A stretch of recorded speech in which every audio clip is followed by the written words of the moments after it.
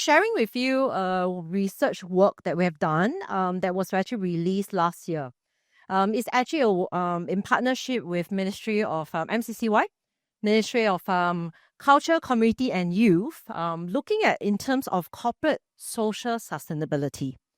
So what's quite interesting is that I think a lot of you are familiar. We are all into the whole sustainability ecosystem. There's a lot of focus on E, S, and G. However, you look at a lot of matrix reporting, news, forums, academy, learning, it tends to focus a lot on the E side. Unfortunately, the S and G has been sort of not, I think, in terms of where a lot of global focus has been.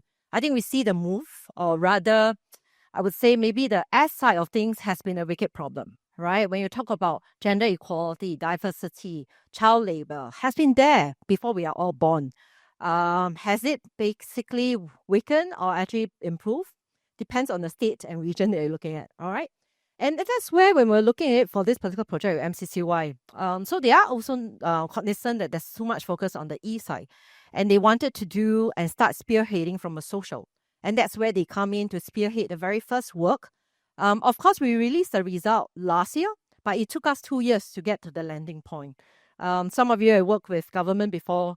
It's never so fast in terms of sets because after presenting each phase, we have to present it back to the minister, pause for 3 months, scope. Okay, is the next phase actually relevant? What do we need to change?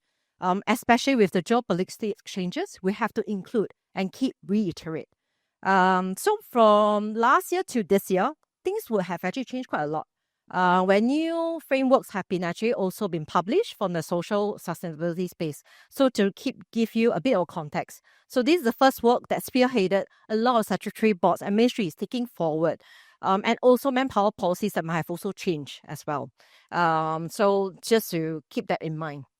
So with that, of course, the first thing I usually get myself out of the box will be methodology.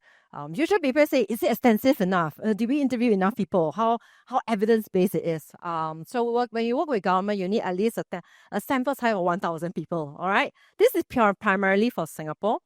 And we're very focused only from social sustainability from an SME point of view, because that's the hardest to change. And we have 80% of them in the business sector.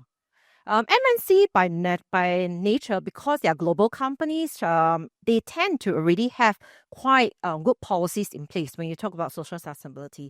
Whereas SME, we really need to get them on board. So what we did was multi-phase. The phase one, of course, we have to do a lot of literature review, desk scan, also looking in terms of social listening part of things. And it's a global scan. It's not just from Singapore. What we wanted to also learn, what are the good best practice have been adopted, especially from the Europe side, US and UK. So they're primarily basically the regions that have been a lot more forward in terms of the sustainability world, particularly social. Like we also work a lot in terms of gender equality, which is actually they have a very big women leadership forum that's happening now in Reykjavik. And they're looking at their target is 50% gender equality. They're not even satisfied now where they are around basically quite near, which is 40%. No, they really want to reach actually there. We were saying here it's only about 20% to 30%. If you look at actually top leaders, CEO level, ministers and all this, right?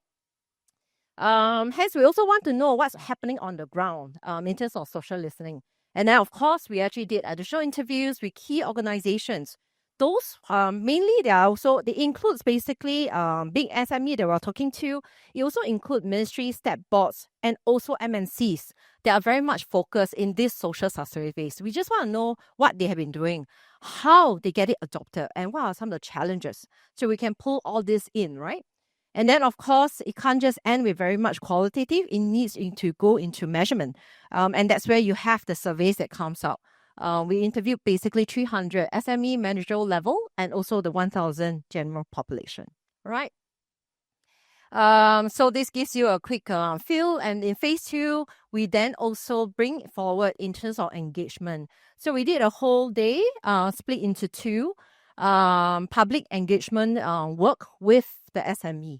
That's actually quite challenging. Actually, we wanted to aim for actually almost double the figures. First to get them on board, like, I'm actually so busy with my work, and now I have to spend half a day to come in. So we basically did what we did later was actually do one-on-one interviews instead. So those few that we had, so you can see this MCCY Perm Sec. That's me, and what we did at that time for the half day was actually co-creating social policies together. What can physically and reasonably be available to be done. And of course, we use advanced data analytics and stats to actually run in terms of the advanced drivers and correlation that comes out as a factor. So what we did as an outcome, right, was actually being able to come up with a simple framework. Ultimately, I think most of you are aware, frameworks, playbooks, all these are very popular, particularly in the last 3 years. I think in the last 3 years, we've been actually creating a lot. And actually, it's important because it is one of the very important part about education and how do you leave things behind. And then it's a live piece of guideline that should keep changing on a yearly basis. And to us, the government has actually been doing a lot of education. So we created a framework. You could see A is very much in terms of aware. So what we meant by first, the stakeholders need to know why there's a need to do it. And of course, when you're talking about SME, you're talking about the CEO. So what do they have in mind? What's their priorities when you talk about social sustainability? Majority of time, they will tell you it's basically my bottom line that's important. If I don't reach my bottom line as my profits, our company can't even exist. So how do you actually then frame it such that actually by being actually very focused on social, having more like work-life balance policies, talent retention and all this does help the company to be more profitable. So that's basically another layer at the end that we actually recommended. All right. So by being aware in terms of what the stakeholders want, then we need to know some of the key needs that they're actually asking for, right? Why do they need to do good? By doing good, how does it work for the business, the employees, and for the community? And then they can then be convinced in terms of the business case that they actually really need to build. If you don't bring them a business case from the bottom line or triple bottom line point of view, they will all walk out the door. That's actually very clear. It's actually SME it's quite difficult to engage them for a very long-term perspective because they have very limited resource and they're very lean. So we always have actually quite regular engagement with different sector just to make sure that they have a platform to be actually heard. So after only where the A, B, and C is actually being done, then you can actually then decide what's the next steps that we can basically come in to support them. Whether is it from a government funding, subsidies, what about in terms of the academy that you're actually building, this type of learning platform, where can they get support beyond? The constant learning is actually quite important because most of you are aware, a lot of these sustainability policies and also social policies, regulations have been changing on a yearly basis and it's actually quite fast. If you don't stay ahead of actually like the trends that actually James shared earlier, it's actually then you might actually miss out a lot of stuff. And then, of course, executing and monitoring the success and continuing getting the support that's actually required. So one of the key things when we actually talk about aware, so there has to be evidence, right? So at the end of actually my presentation, you see the case, the article of all these insights. If some of you are keen and at the space that, I want my boss and you're in the SME to do more in the sustainability, feel free to circulate this to them. Our job now, having completed the work, is really to advocate in public and to basically get every single agencies out there they find it relevant to instill. And then if you want to come out with new work, do in a certain area or you dive in. I think this is familiar. All of you are ESG experts. I'm not going to try this. But what we're trying to have is basically very much a sustainable value, right? And what we know when we actually did social learning, it's listening itself, that people are looking for in terms of the means of actually very genuine value creation. How do we actually even facilitate in terms of the accountability, the social impact, and also providing in terms of the value of the trade-offs? So these are actually, in a nutshell, we're really looking into how do you actually do good for the society and yet still doing well as actually getting the profits. So there are actually also three key areas that we actually look at when we're mapping out in terms of the future, right?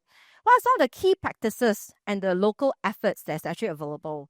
So we look at actually what are the best practices and the guidelines in terms of leadership commitment, company policies, legislation, incentives that's available, the framework and also community support that's actually able to help them. So some of you might be familiar. MVPC actually launched basically the Champions of Good actually a couple of years ago. They also developed and launched the social sustainability framework after this work was done. So MVPC was also one of the key stakeholders that were quite involved in the very beginning. As you know, they also are part of the whole MCCY ecosystem. And then, of course, you have basically in terms of the future workplace priorities itself.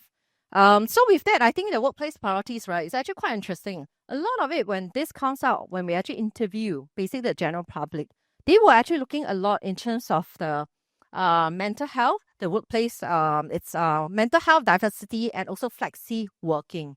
And from there, what actually in the end up with is that the government actually have been trying to advocate companies to actually have more flexible working. And you can see even at still this date, a lot of actually global countries and regions have actually now went into 4 to 5 days all coming back to work. Whilst here, we're still keeping it at 3 days. And that's actually helped to advocate and also support. We need to keep this as is. I've been in the consulting space for like 20 over years. To me, you can never get basically quality of life. It's actually quite difficult. You work basically 8-10 hours. I think it's basically by us, not instilled by the company.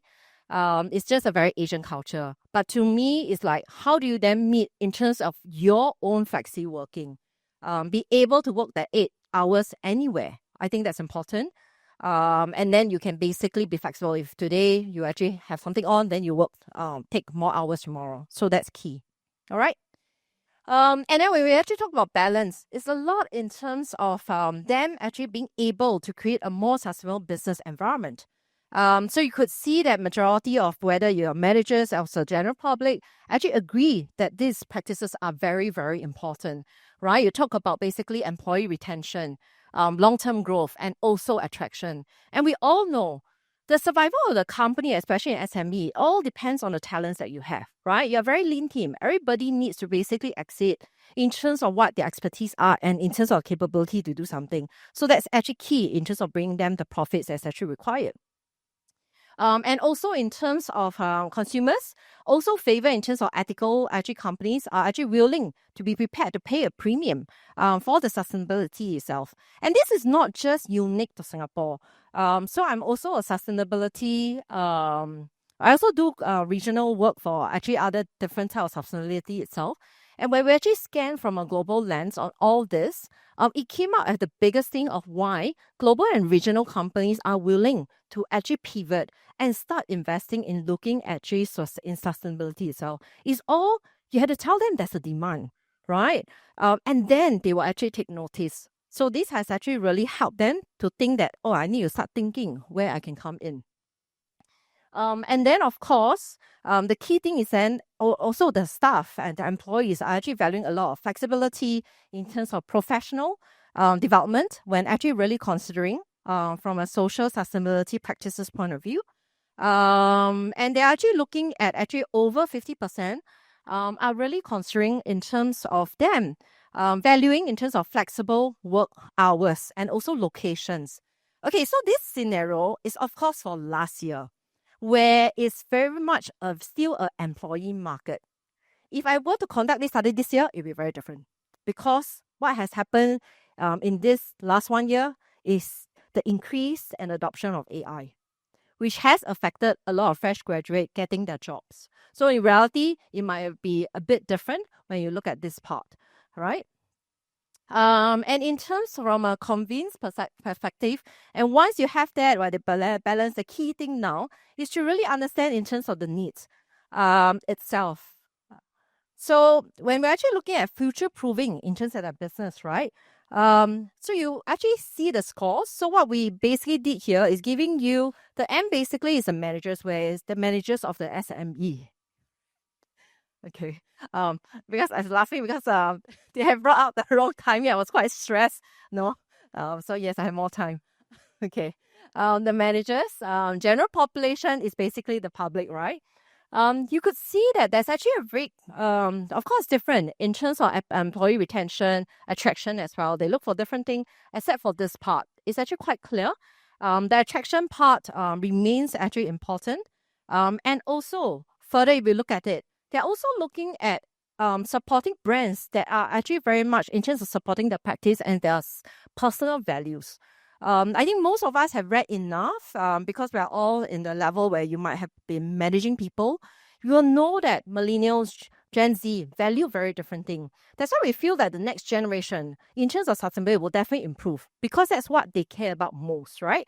Hence, when they're actually evaluating the companies that they actually want to join, they look at actually what's the mission, what's the purpose, what's the different policies in place.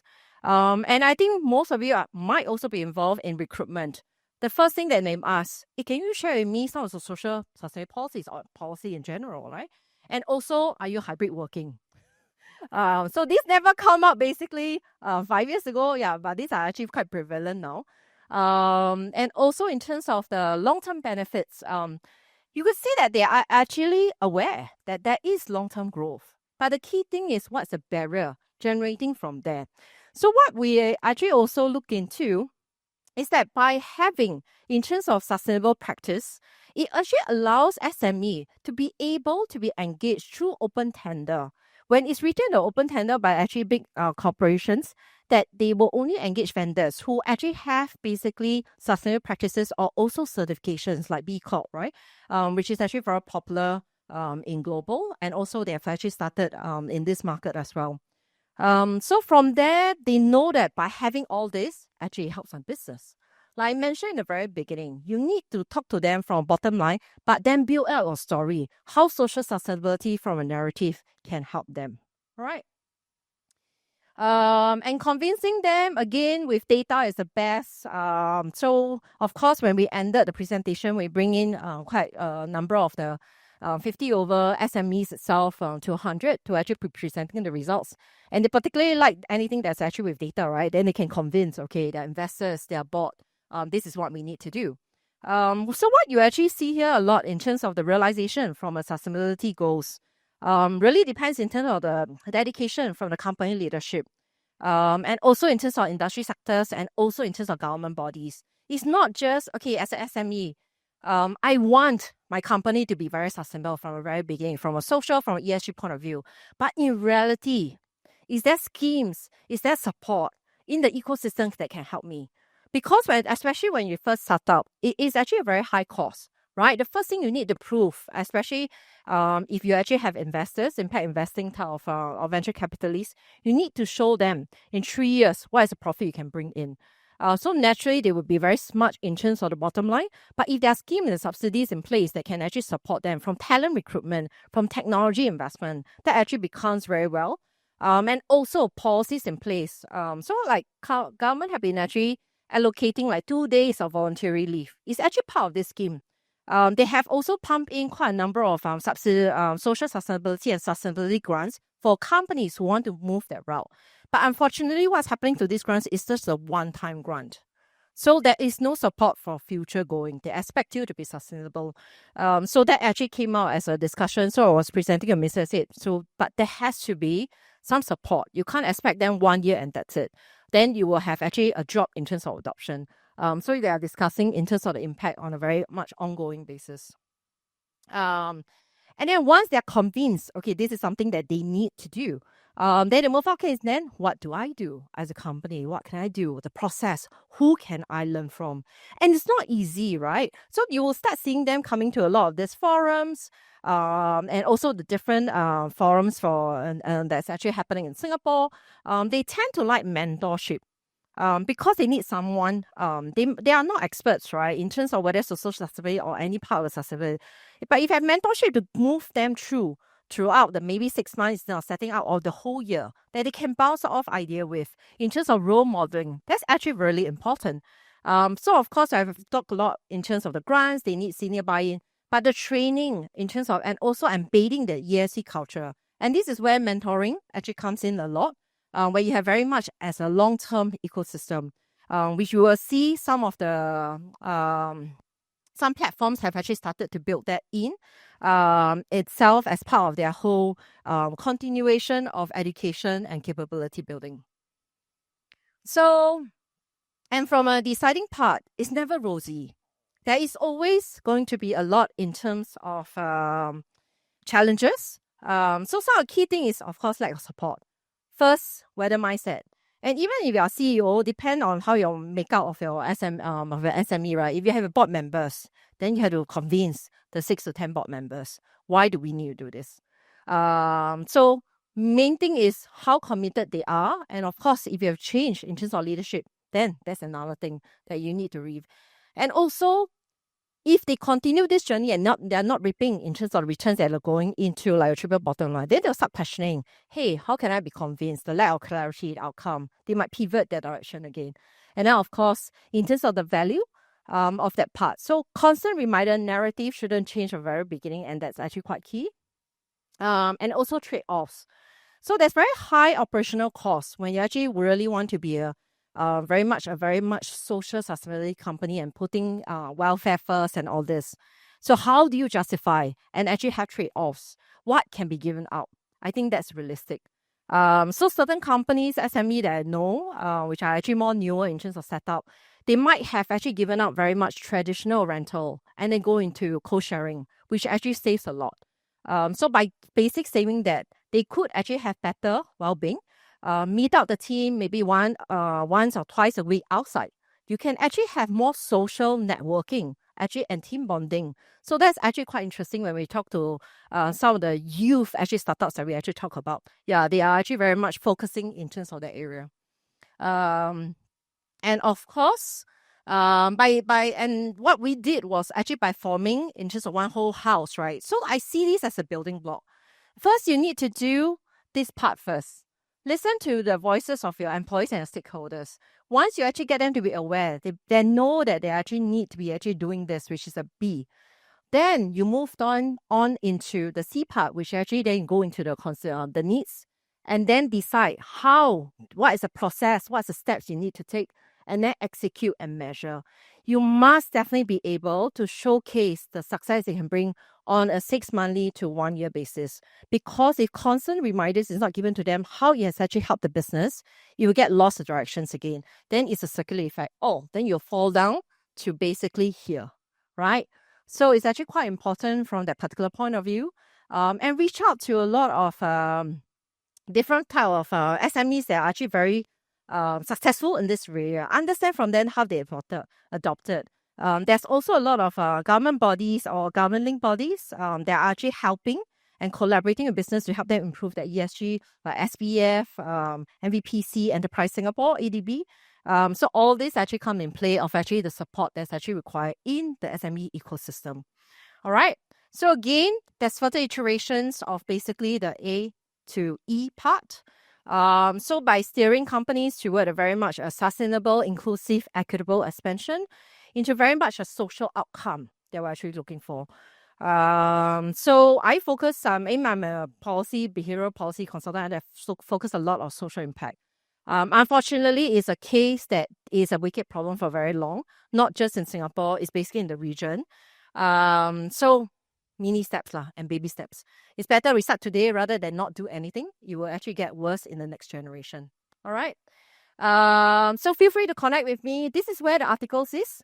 I've actually included and updated quite a few additional stuff. So if you click on this, you can download the article of all the data that I've actually shared. So it becomes easier. Feel free to disseminate, share with your bosses, share with your friends who are in this SME area. And also what I did in additional was I had a panel discussion with MCCY who commissioned a job. So this article will showcase why, and they talk about the context of why Singapore is important to actually embark on this journey, right? So have a good read and happy to connect. Thank you.